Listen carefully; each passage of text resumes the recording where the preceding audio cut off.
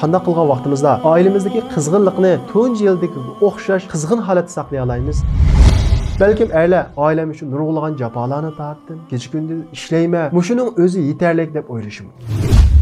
Esimizda bo'lsin, hurmat bo'lmagan yerda muhabbatdan ig'iz ochqini bo'lmaydi.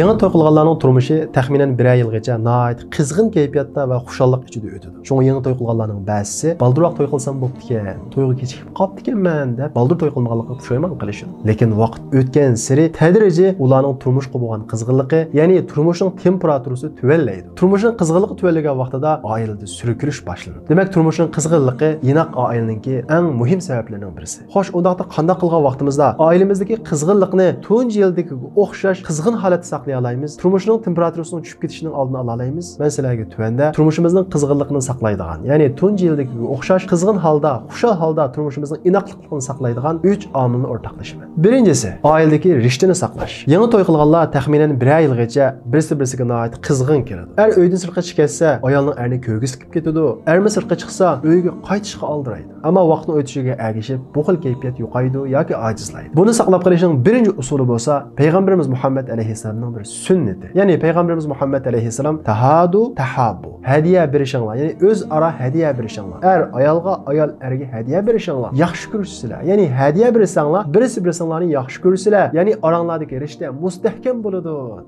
Demek ailemizdeki riştini saqlash uchun sovg'at berish, hediye berish nihoyat muhim. Aramızda to'y qilg'ili 20-30 yil bo'lgan bo'lsa-mu, ayoliga bir tal gul hediye qilib boqmagan nurg'ulg'an erlar. Balkim erlar oilam uchun nurg'ulg'an jafolarni tortdim, kecha kunduz ishlayman, mushuning o'zi yetarli deb o'ylashi mumkin. Amaliyotda bir erning oilasi uchun jafolik ishlashi, u erningki oilasi qilgan sodiqligi. Lekin ayollarning zehnida faqat erlar bo'ladi. Erim meni yaxshi ko'ramdigandi. Erimning mendan rayi so'g'ib qolganmidi, menga o'ch bo'lib qolganmidi deb mushkil vasvasa ichida yashaydi. Erning bergan oddiy bir tal guli ayollarning zehnidagi o xil vasvasalarning hammasi qo'g'lab chiqaradi-da, erga bo'lgan beg'ini chingadi. Ya'ni orasidagi rishtani chingadi. Shuning uchun oddiy bir gulg'o deb uning kuchiga sal qarmaslik kerak. U bir oddiy gul bo'lsa-mu, uning ichiga nurg'ulg'an sevgi, olamcha muhabbat yushirilgan bo'ladi. Shuning uchun bo'lib bu erlar ayollarga hadiya berishga alohida ahamiyat berish kerak. Bu ayolning eriga bo'lgan ishonchini mehr muhabbatini oshiradi. Masalan, ayol xiyoli turganda, eri unga bir tal gul hadiya qilsa,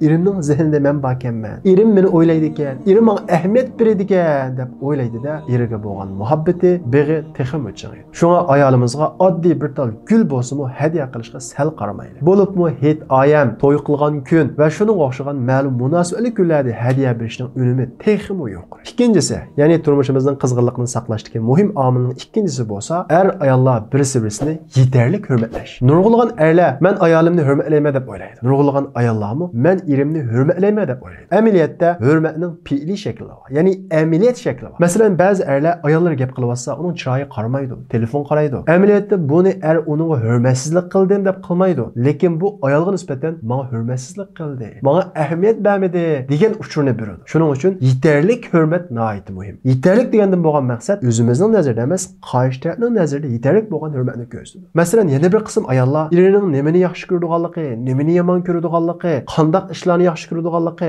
qanday tomoqlarni yaxshi ko'radiganligi, qanday tomoqlarni yomon ko'radiganligi, bu xil taraflarga ahamiyat bermaydi, uni bilishga intilmaydi. Bu o'xshashlar erini yetarli hurmatlamaganlik bo'ladi. Erini haqiqiy shaklda hurmatlaydigan ayol erining nimani yaxshi ko'radiganligi, nimani yomon ko'radiganligini bilishga intiladi va uni biladi va shu bo'yicha harakat qiladi. Yana bir qism erlar ayollar gap qilsa gapini kesib o'tadi yoki qiqib o'tadi. Yana bir qism ayollarmi erining urug' tuqqanlari yoki do'stlari kelsa, ularni o'zining do'stini mehmon qilganda, o'zining do'stini uzatganda kayfiyatni uzatmaydi. Vazifadek, ig'ri kelgandek ahvollarni qiladi. Bu erining hurmatini qilmaganlar. Esimizda bo'lsin, hurmat bo'lmagan yerda muhabbatning ig'iz ochqini bo'lmaydi. Hurmat bo'lmagan yerda jidal majra bo'ladi. Uchinchisi o'ltirish. Nimani o'ltiramiz? Nafsimizning yomonligini o'ltiramiz va nafsimizdagi, ko'nglimizdagi, xiyolimizdagi shaytonning yomon vasvasalarini o'ltiramiz. Shayton ta Odam alayhissalomdan tortib bugun qadar nurg'un milliardlagan insonlarni ozdirib Ajoyib tajribaga ega. Shuning uchun bizga eng ojiz tarafimizning kirishini biladi. Masalan, ayollarga eri buyruq qilsa yoki eri bir ishga qaror chiqarsa, sen degan qulmitdi.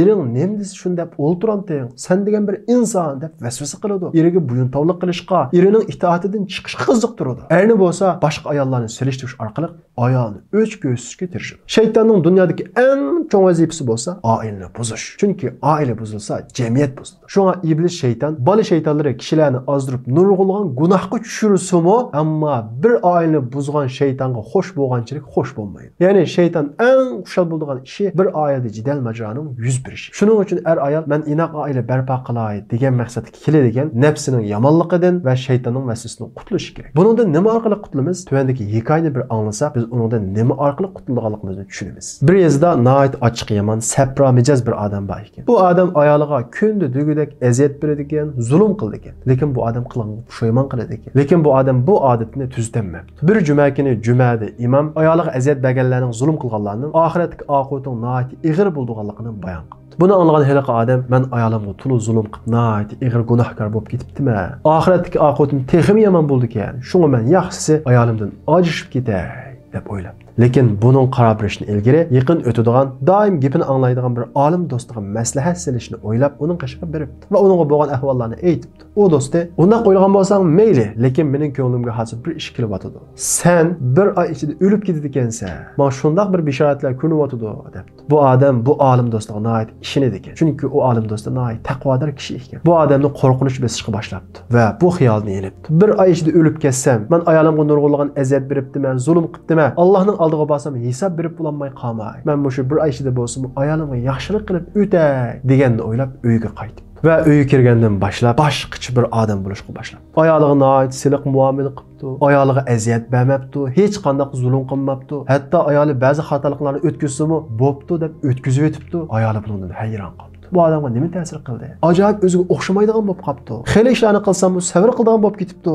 Bu odamni nima o'zgartdi deb undan so'rabdi. Lekin bu odam ayolimning ko'nglini g'ash qilmay deb tegilib unimabdi. Kun o'tgan sari u odam texmi yaxshilanibdi. Oila ishida ayoliga yordamlashishga boshlabdi. Chunki bir oydan keyin o'lib ketadi. Kun o'tibdi. Shunday qilib 28 kun turibdi. Ya'ni olim do'sti degan vaqtga 2 kun qolibdi. Bu odam uydan sirtqa chiqmay, ayolining chiroyiga qarab o'ltiribdi. Uning chiroyli gaplarni qilibdi. Ayoli haqiqatan cho'chibdi. Bu odam burunqa emas-ku. Ayoli so'rabdi, lekin bu odam yana degani unamabdi. 29 kun bo'pti, 30 kun bo'pti. Bu odam o'lmabdi. Bu olim do'stim degan gaplarning ko'p qismi to'g'ri chiqadi. Ajab bu qatim to'g'ri chiqmadi-ya? To'xta. Men xato sanab qolgan bo'lishi mumkin. Yana bir kun saqlab boqay. Yana bir kun saqlabdi. 31 kun bo'pti. Yana o'lmabdi. To'xta, men bir so'ray deb olim do'stining qashiga ketdi. Sen mushunaq degayding, mana bugun 30 kun bo'ldi, hech bo'lmadi. Olim kishi qanday qoldi? Ayoling bilan ajrashib ketdingmi deb so'rabdi. Heliqi odam, men bir oy ichida o'lib ketadigan bo'lsam, qandaqmi ajrasha? Sabr qildim. Uningga yaxshi muomala qildim debdi. Olim kishi, bu bir oy ichida oilangda jidal yuz berdimi debdi. Heliqi odam, men bir oy ichida o'lib ketadigan bo'lsam, uning bilan qandaqmi jidallashay? Nuqsonlarga, xatoliklarga sabr qildim. Hatto gap yondirishimga sabr qildim. Chunki men bir oy ichida o'lib ketaman debdi. Olim kishi, oiladagi jidal majro ikki yomon nafs o'tirisida bo'ladi. Agar har ikkala taraf o'zining nafsining yomonligini o'ltira olsa, shaytonning vasvasasini qo'g'liya olsa, er ayol o'tirisida ishq paydo bo'ladi debdi. Ondan keyin olim kishi, "Hamda men seni bir oy ichida o'lib ketadi ekansan" degan edim. Bu gapimga kelsam, sen cho'qim bir oy ichida o'lib ketsa, ammo u oyning qaysi ekanligini men bilmayman. Uni faqat Alloh biladi. Ammo cho'qim o'lib ketsa, buni o'ylab o'zingning nafsining yomonligini o'ltir, shaytonning vasvasasini qo'g'la.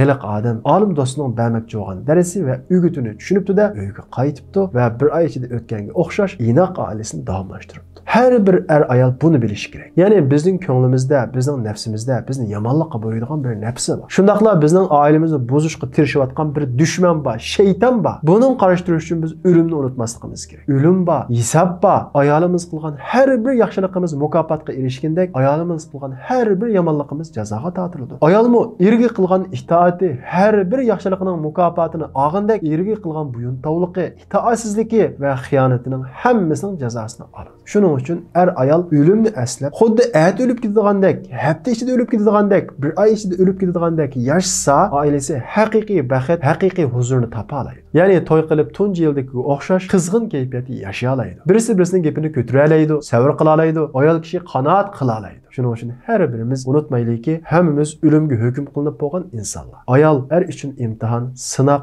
Ayol uchun imtihon bir sinoq. Xohlagan odam o'zining imtihonini yaxshi bersin, xohlagan odam nachar bersin. Uning natijasini qiyomat kuni cho'qim ko'radi.